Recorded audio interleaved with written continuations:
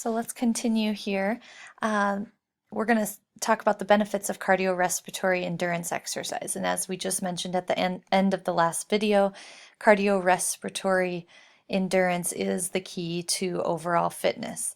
It does help your body become more efficient, helps cope better with physical challenges, and when your cardiorespiratory endurance is greater, your body is able to resist chronic diseases. This slide is just showing some immediate and long-term effects of regular cardiorespiratory endurance exercise. Some of the big things here, immediate effects such as in your brain, you're going to have an increased level of neurotransmitters flowing in the brain, and that can do a variety of things. That can improve your mood, it can improve your mental focus. And you can read through these and kind of see, but some of the immediate effects of the exercise physiologically, and then on the right-hand side, the long-term effects, such as the changes that go on in your brain, can lead to improved self-image, better cognitive functioning, decreased depression and anxiety, and decreases your risk for stroke. So go ahead and read through all of those. Those are good immediate and long-term effects to know in case you were asked some of those on the test. So endurance exercises can enhance your heart health by maintaining or increasing the heart's blood and oxygen supply, improving the heart muscle's function, strengthening the contraction of your heart muscle, and also increasing the heart's cavity size. And one of the reasons it's good to increase the size of the heart's cavity is so that there's more blood allowed into the cavity and then more blood can be forced out. And this will increase your blood volume and can also reduce blood pressure. Regular endurance exercise has also been proven to improve your metabolism. It allows your muscles to make the most of the oxygen and fuel that you have stored up in your body. And then prevents glycogen depletion, so it prevents your body from becoming completely depleted of glycogen. So by doing regular cardiorespiratory endurance exercise, you can greatly reduce your risk of chronic diseases. There's a wide variety of, cardiovascular diseases, cancer, diabetes, osteoporosis, inflammation such as arthritis. These are all chronic diseases that it's hard for your body to fight off unless you have good overall health or cardiorespiratory endurance. So inflammation is the body's response to tissue and cell damage or environmental poisons or poor metabolic health. So arthritis is an inflammatory condition that results due to poor metabolic health or your body's inability to metabolize certain things, and therefore it causes chronic inflamed conditions in your joints. So physically fit people have a reduced risk of dying prematurely, either from a sudden cardiac arrest, a stroke, or from any of these chronic diseases. If you are exercising regularly, it will increase your caloric expenditure, which means that you will burn calories at a greater rate, and that will, in essence, help you lose weight unless you are eating consistently more calories than you're burning. But if you're trying to control your body fat, regular prolonged exercise or cardiovascular exercise can increase your body's caloric expenditure. And then it also will increase your resting metabolic rate, so you will burn calories at a greater rate. It can improve your immune function. Your immune system is the physiological processes that protect us from diseases such as colds, bacterial infections, and cancer.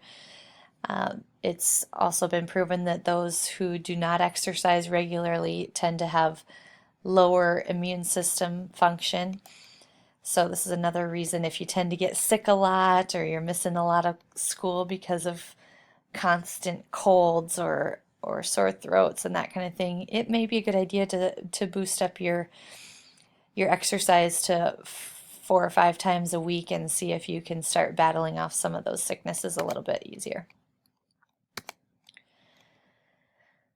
Okay, so this chart here just shows the survival rates for older adults who do vigorous, moderate, or no exercise. And again, this data is from about 2008, so not the most recent data, but it was published in 2013. So as you can see here, the percentage of people who did vigorous exercise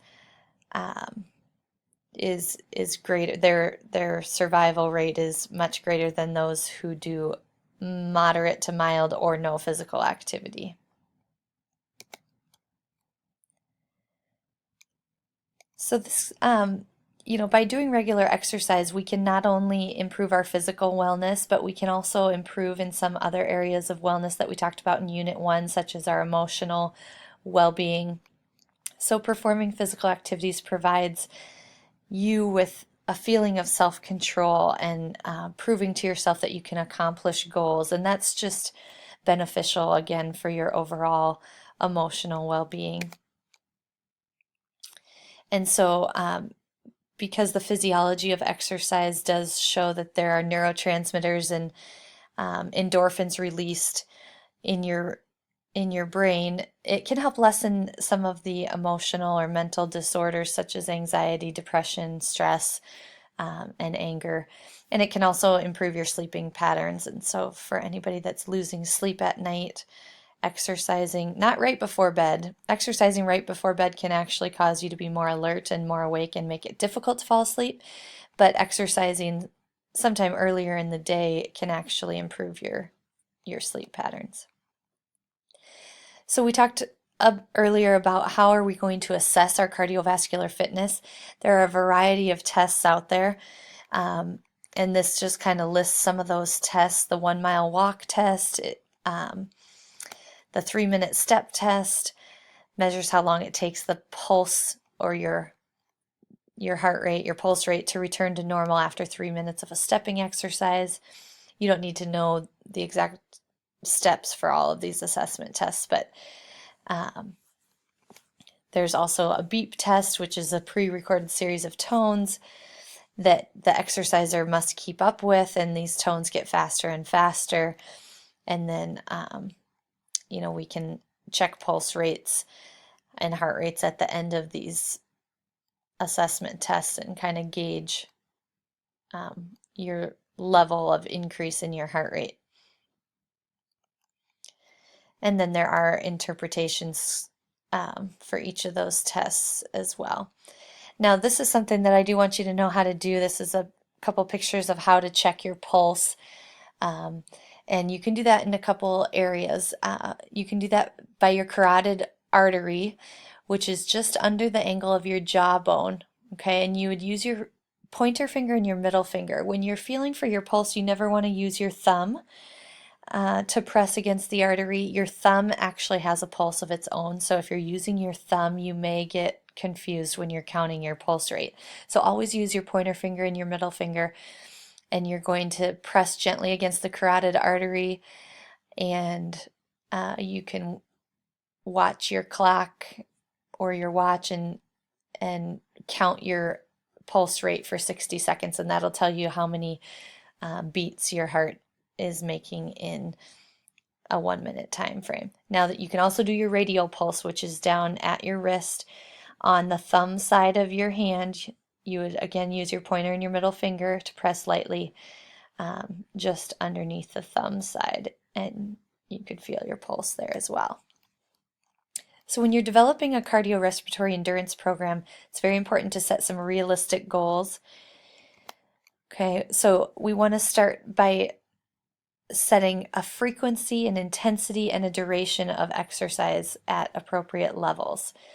And this is important because if you choose a frequency or an intensity that is unattainable for you, let's say you say, I'm going to work out 7 days a week, but you're taking full-time classes and you're working 40 hours a week as well, it might not be realistic for you to exercise 7 days a week. So if you're setting that goal for yourself, you're probably not going to succeed. So it's important that you set realistic goals with all those components: frequency, intensity, and duration. And also choosing suitable activities for you. What do you have access to? Do you have access to a bike? Can you ride your bike around town, or is it too icy and snowy? What do you have access to? A treadmill? If you do, then running, walking, or jogging may be your choice of activity. You also want to make sure you're doing a proper warm-up and cool down. And then you're going to adjust your program as your fitness improves. You may increase your frequency, increase your intensity and duration. We can talk about SMART goals, and these SMART goals is an acronym for specific, measurable, attainable, realistic, and time frame specific. Okay, so you want to have a specific goal, meaning I'd like to improve my sprinting speed from 5.7 miles per hour to 8.5 miles per hour. And so your sprinting speed is the specific goal you're going for. It's measurable because you're measuring that on a treadmill at a certain miles per hour, so you can gauge how fast you're going. You also want it to be attainable. So that means somewhat something that you can one day say, I achieved this goal. Again, realistic, we talked about that, making it something that's realistic for you so it's more easily achievable. And then also time frame specific. If you want to increase your sprinting speed in a 6-week time frame, that would be a way to set a time frame for your goal. And then we use the acronym FIT, F-I-T-T, also to set goals. So this refers to frequency of training. It's recommended that we get 3 to 5 days per week. Intensity of training, and we'll talk about your target heart rate zone. Your heart rate, ideally, we want it to increase during exercise to a certain zone for cardiorespiratory endurance exercise to obtain the beneficial effects of that exercise. And we'll go on to talk about this a little bit more.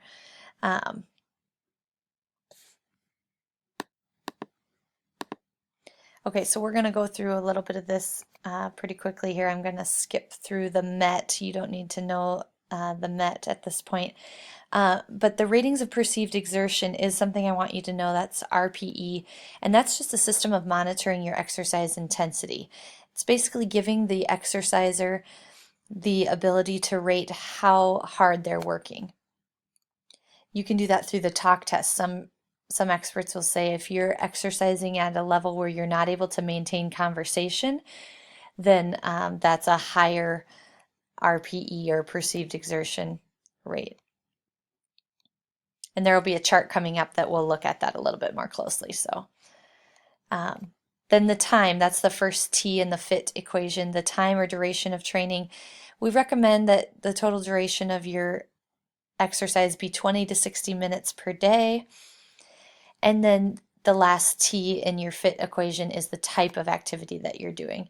So for cardiorespiratory endurance exercise, this would include activities such as biking, running, walking, any movement that involves large muscle groups for an extended period of time. And here we're getting to that chart that I talked about for the RPE, the rate of your perceived exertion. And so usually that's on a scale from 6 to 20, and you would just ask the person, you'd show them this chart or a similar chart, and you'd say, rate how hard you feel like you're working right now while you're jogging on the treadmill. And they would say, somewhat hard, I'm maybe a 13 or a 14. If they're still able to carry on a conversation, they're probably not up into the 18, 19, or 20 range quite yet. And then your target heart rate zone. We're going to talk about this a little more specifically here in the next video. So again, this chapter has a lot of info, and so we'll go into this a little more